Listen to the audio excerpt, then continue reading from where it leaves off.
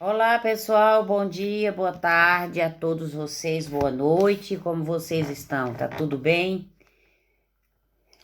Deixa a glória de Deus descer sobre a sua vida. Deus, ele quer te abençoar. Deus, ele quer nos abençoar. Deus, ele quer nos se deixar, ele quer se deixar fazer com que nós o conhecemos mais. Ele disse: Tu me buscares, me encontrarás, e eu me deixarei ser encontrado por vocês. Então a gente tem que buscar para a gente encontrar, para a gente ter aquele encontro, para a gente ficar fortalecido, revestido com a força, a coraça da justiça. Irmão, não existe nada melhor do que você orar, do que você buscar Deus, do que você encontrar em Deus aquilo que você busca em outras coisas e você não encontra. Porque milagre, irmão, se vive, não se explica milagre. Ninguém consegue explicar milagre. Você vê que uma pessoa está em coma 1 ano, está em coma 6 meses, está em coma 2 anos, e de repente os médicos dizem assim: vamos desligar esses aparelhos porque que não tem mais jeito. E é aquela pessoa, mãe ou marido ou mulher, não aceita desligar aquelas máquinas e fala no ouvido da pessoa e aquela pessoa volta. De repente aquela pessoa volta sem explicação do nada. Aquela pessoa volta.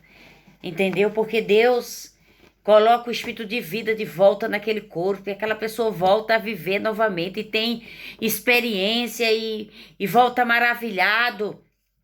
Eu conheço uma pessoa, ela é de Goiânia, mas ela morava aqui, hoje ela está em Portugal. Essa pessoa, ela teve aquela doença chamada meningite e ela ficou em coma.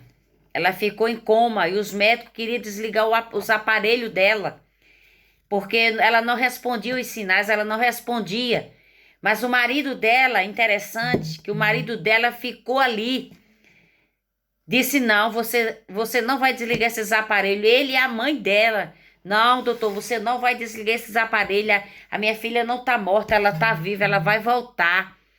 E, e ela conta que, de repente, ela voltou.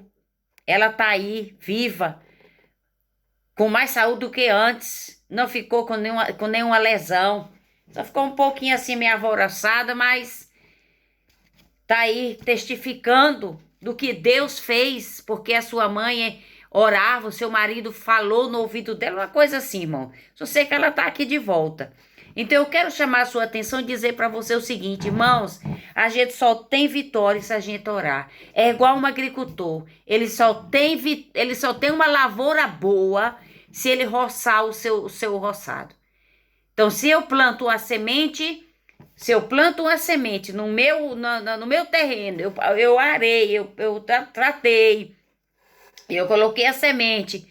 Mas se eu não for cuidar do roçado, se eu não for arrancar as ervas daninhas que quer sufocar, se eu não for espantar os pássaros que vêm para comer o trigo, comer o milho, comer o feijão, eu não vou ter nada no fim da colheita. Então, em tudo existe o quê? Existe um esforço. Então, se a gente não se esforçar, minha gente, a gente não tem vitória, a gente não pode tocar no milagre se a gente não se esforçar. Se você ficar esperando, a preguiça é o seguinte, diz que a preguiça se agarra no pé de árvore e fica lá vendo a comida lá embaixo, mas ela não desce porque ela tá com preguiça de pegar a marmita dela. Então nós não podemos, irmãos, esperar que alguém venha bater na nossa porta e oferecer um trabalho. Não, eu já disse para vocês aqui várias vezes que eu fazia meus papeletozinhos e eu colocava nas caixas de correio, ali naquele setor onde eu passava, porque eu trabalhava, eu colocava meus papelzinhos pedindo emprego, que eu lavava, não, que aqui só usa máquina, né? Que eu fazia repassagem, que eu fazia limpeza, deixava meu telefone, um ligava, dois ligava, e assim em poucos dias, eu estava com os meus dias tudo completo de limpeza. Então, em tudo a gente tem que se lançar, irmão. Se você não lançar, você não tem resposta das suas orações. Então, nós estamos fazendo aqui um propósito de 40 dias. 40 dias do milagre da vida. O que você está fazendo que você não pode jejuar 5 horas por dia? O que é que impede de você, até mesmo, de você jejuar o dia todo? Você prefere ficar com a televisão ligada? Você prefere ficar ouvindo noticiário ruim? Você prefere ficar escutando briga de vizinho?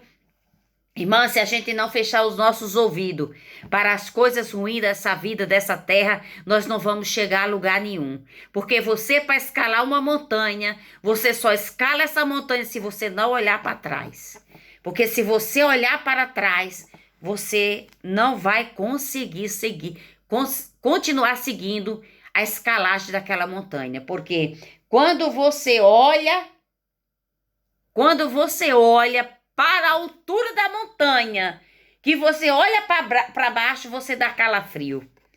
Porque quando nós estamos subindo uma montanha, irmãos, dá uma queda de pressão, um vácuo. Você sente logo imediato nos seus ouvidos. Quando você vai andar de avião, você não tem aquele vácuo nos seus ouvidos que você chega. Se o voo for de muitas horas, quando você aterriza, que você desce, você está surda devido à pressão. A pressão que entrou nos seus ouvidos. É assim, irmãos. Se a gente não olhar somente a Deus, só olhar para frente, nós não podemos ter resposta de nada na nossa vida. Eu quero que você aprenda a escalar a montanha, não importa a altura.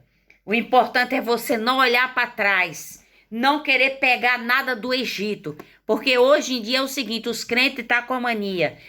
Está orando e quer pegar a mala velha do Egito, quer pegar a bagagem velha, quer ficar no atoleiro, não quer sair do atoleiro, não quer sair da lama. O salmista Davi disse, esperei com paciência no Senhor, ele se inclinou para mim e ouviu o meu clamor. Ele tirou meus pés de um charco de lodo. Gente, nossos pés não podem ficar no charco de lodo. Nós temos que pisar em terra santa, em terra firme. E nós temos que ir. Moisés passou 40 dias, olha. O Senhor disse a Moisés, em Êxodo 24, 12. Suba ao monte para se encontrar-se comigo. O Senhor disse a Moisés, suba ao monte para se encontrar comigo. Ele não disse para Moisés ficar no pé do monte não, viu? Muita gente está no pé do monte, é por isso que não recebe bênção. Fica no pé do monte, só escutando o que não presta, só acreditando em coisas ruins e não muda de vida, depois fica colocando Deus culpado em tudo. Então suba ao monte, encontre-se comigo, fique lá e eu lhe darei as tábuas de pedra, nas quais gravei a lei e os mandamentos para ensinar o povo. Moisés e seu auxiliar Josué partiram e subiram ao monte de Deus. Espere aqui até voltamos, disse Moisés aos líderes. Arão ficarão com vocês. Quem tiver algum problema para resolver durante a minha ausência, poderá consultá-los. Então Moisés subiu ao monte e a nuvem cobriu o monte. E a glória do Senhor passou sobre o monte Sinai. E a nuvem cobriu por 6 dias. Viu? Durante 6 dias, Moisés ficou dentro de uma nuvem de glória, porque Deus chegou numa nuvem. Glória a Deus. Moisés desapareceu na nuvem ao subir ao monte e ali permaneceu 40 dias e 40 noites. Que maravilha, que benção você se chegar no altar de Deus. É muito gratificante, irmão, quando buscamos a Deus com a prática do jejum e a oração incessante, estamos buscando a nossa própria mente. O jejum nos torna digno em receber os bens divinos que Ele está pronto para conceder. Quando nós jejuamos, quando nós se aproximamos de Deus, nós estamos rejeitando a nossa carne, as nossas concupiscências, os nossos desejos. Nós estamos ficando diante de Deus para apresentar. E por que Deus disse para Moisés subir ao monte? Então o Senhor disse a Moisés: suba ao monte para encontrar-se comigo e fique lá. Suba ao monte e fique lá. E eu lhe darei as tábuas, tá vendo? Suba ao monte e fique lá. Tem gente que vai para o monte é para fofocar, é para orar contra os outros, é para falar mal dos outros. Quando você subir ao monte, fique lá esperando Deus responder, Deus entregar nas suas mãos a sua vitória. Deus tem algo sobrenatural, Deus tem algo grande para nos entregar por esses 40 dias, gente. A palavra está dizendo aqui que Moisés subiu ao monte e a nuvem cobriu, e a glória do Senhor passou sobre o monte Sinai. A nuvem cobriu por 6 dias. 6 dias a glória do Senhor esteve ali naquele local, no Monte Sinai. Eu quero dizer para você, o meu sonho é subir nesse Monte Sinai.